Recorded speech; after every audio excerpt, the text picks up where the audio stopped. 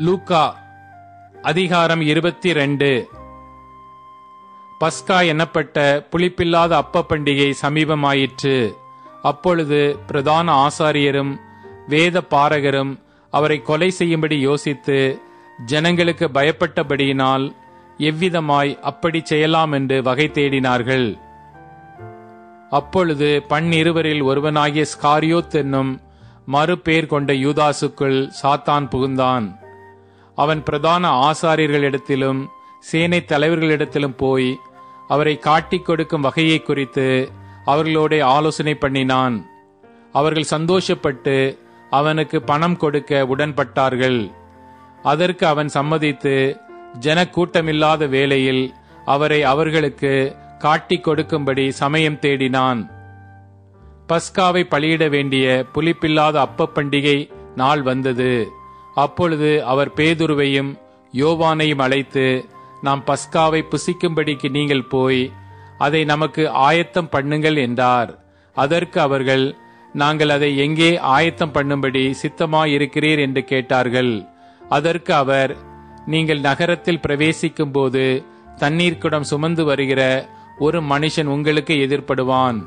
நீங்கள் அவனுக்கு பின் சென்று அவன் போகும் வீட்டிற்குள் நீங்களும் போய் அந்த வீட்டெஜமானை நோக்கி, நான் என் சீஷரோடு கூட பஸ்காவை புசிக்கிறதற்கு தகுதியான இடம் எங்கே என்று போதகர் உம்மிடத்தில் கேட்கச் சொன்னார் என்று சொல்லுங்கள்.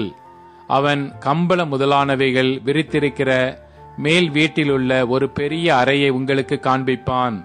அங்கே ஆயத்தம் பண்ணுங்கள் என்று சொல்லி அனுப்பினார். அவர்கள் போய் தங்களிடத்தில் அவர் சொன்னபடியே கண்டு பஸ்காவை ஆயத்தம் பண்ணினார்கள். வேளை வந்தபோது அவரும் அவருடனே கூட 12 அப்போஸ்தலரும் பந்தியிருந்தார்கள்.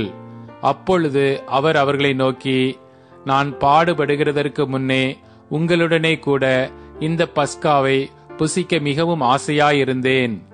தேவனுடைய ராஜ்யத்திலே இது நிறைவேறும் அளவும் நான் இனி இதை புசிப்பதில்லை என்று உங்களுக்கு சொல்லுகிறேன் என்று சொல்லி அவர் பாத்திரத்தை எடுத்து ஸ்தோத்திரம் பண்ணி, நீங்கள் இதை வாங்கி உங்களுக்குள்ளே பங்கிட்டுக் கொள்ளுங்கள்.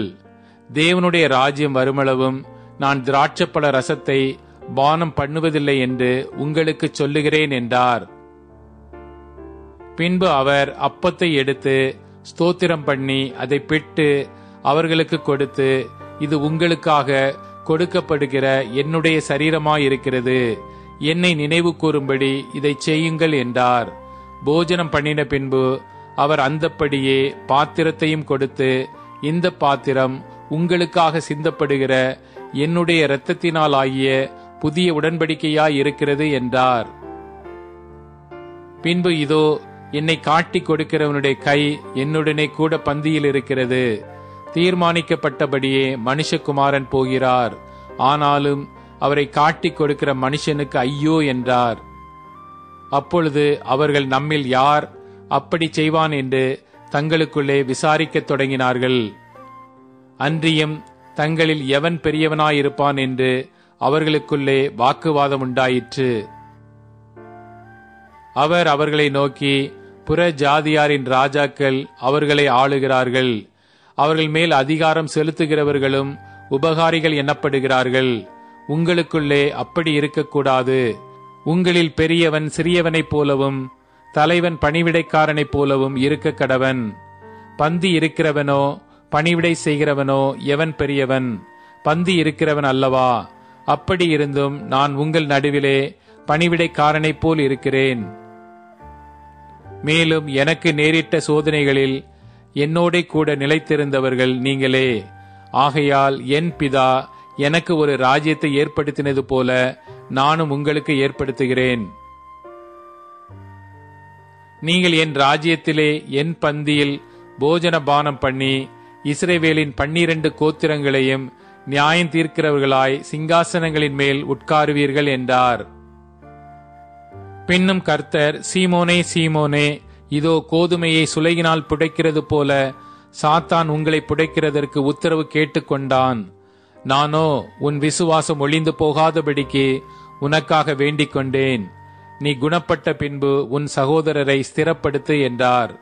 அதற்கு அவன், ஆண்டவரே, காவலிலும் சாவிலும் உம்மை பின்பற்றி வர ஆயத்தமாயிருக்கிறேன் என்றான். அவர் அவனை நோக்கி, பேதுருவே, இன்றைக்கு சேவல் கூவுகிறதற்கு முன்னே நீ என்னை அறிந்திருக்கிறதை 3 தரம் மறுதலிப்பாய் என்று உனக்குச் சொல்லுகிறேன் என்றார். பின்னும் அவர் அவர்களை நோக்கி, நான் உங்களை பணப்பையும் சாமான் பையும் பாத ரட்சைகளும் இல்லாமல் அனுப்பின போது ஏதாகிலும் உங்களுக்கு குறைவாயிருந்ததா என்றார். அவர்கள் ஒன்றும் குறைவாயிருந்ததில்லை என்றார்கள். அதற்கு அவர், இப்பொழுதோ பணப்பையும் சாமான் பையும் உடையவன் அவைகளை எடுத்துக்கொள்ள கடவன். பட்டயம் இல்லாதவன் தன் வஸ்திரத்தை விற்று ஒன்றை கொள்ள கடவன். அக்கிரமக்காரரில் ஒருவனாக எண்ணப்பட்டார் என்று எழுதியிருக்கிற வாக்கியம் என்னிடத்தில் நிறைவேற வேண்டியதென்று உங்களுக்கு சொல்லுகிறேன்.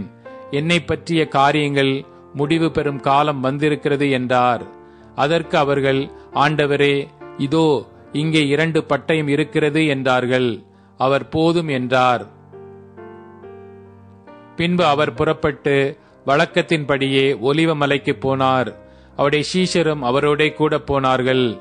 அவ்விடத்தில் சேர்ந்த பொழுது அவர் அவர்களை நோக்கி, நீங்கள் சோதனைக்குட்படாதபடிக்கு ஜெபம் பண்ணுங்கள் என்று சொல்லி அவர்களை விட்டு கல்லறி தூரம் அப்புறம் போய் முழங்கால் படியிட்டு, பிதாவே, உமக்கு சித்தமானால் இந்த பாத்திரம் என்னை விட்டு நீங்கும்படி செய்யும்.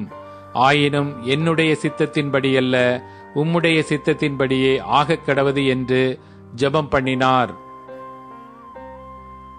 அப்பொழுது வானத்திலிருந்து ஒரு தூதன் தோன்றி அவரை பலப்படுத்தினான். அவர் மிகவும் வியாகுலப்பட்டு அதிக ஊக்கத்தோടെ ஜெபம் பண்ணினார். அவருடைய வேர்வை இரத்தத்தின் பெருந்துளிகளாய் தரையிலே விழுந்தது.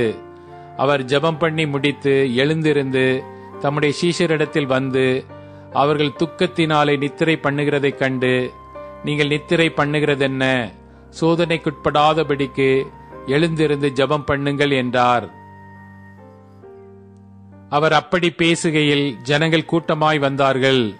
அவர்களுக்கு முன்னே 12 ஒருவனாகிய யூதாஸ் என்பவனும் வந்து இயேசுவை முத்தம் செய்யும்படி அவரிடத்தில் சேர்ந்தான்.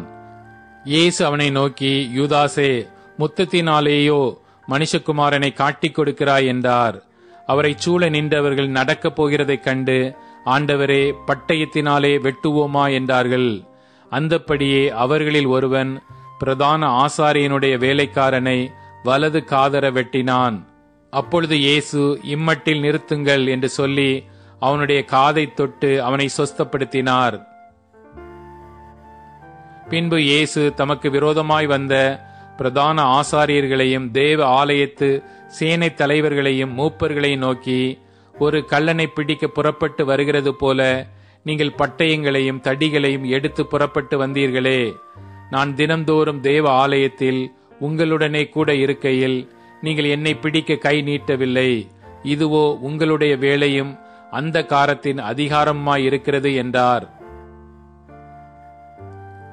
அவர்கள் அவரை பிடித்த பின்பு பிரதான ஆசாரியனுடைய வீட்டில் கொண்டு போய் விட்டார்கள். பேதுருவும் தூரத்திலே பின் சென்றான். அவர்கள் முற்றத்தின் நடுவிலே நெருப்பை மூட்டி அதை சுற்றி உட்கார்ந்த போது பேதுருவும் அவர்கள் நடுவிலே உட்கார்ந்தான்.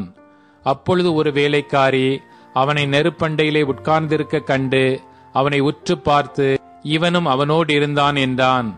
அதற்கு அவன், சிறியே, அவனை அறியேன் என்று மறுதலித்தான். சற்று நேரத்துக்கு பின்பு வேறொருவன் அவனை கண்டு, நீயும் அவர்களில் ஒருவன் என்றான். அதற்கு பேதுரு, மனுஷனே, நான் அல்ல என்றான். ஏறக்குறைய 1 மணி நேரத்துக்கு பின்பு வேறொருவன் அவனை பார்த்து, மெய்யாகவே இவனும் அவனோடு இருந்தான், இவன் கலிலேயன்தான் என்று சாதித்தான். அதற்கு பேதுரு, மனுஷனே, நீ சொல்லுகிறதை அறியேன் என்றான். அவன் இப்படி சொன்னவுடனே சேவல் கூவிற்று. அப்பொழுது கர்த்தர் திரும்பி பேதுருவை நோக்கி பார்த்தார்.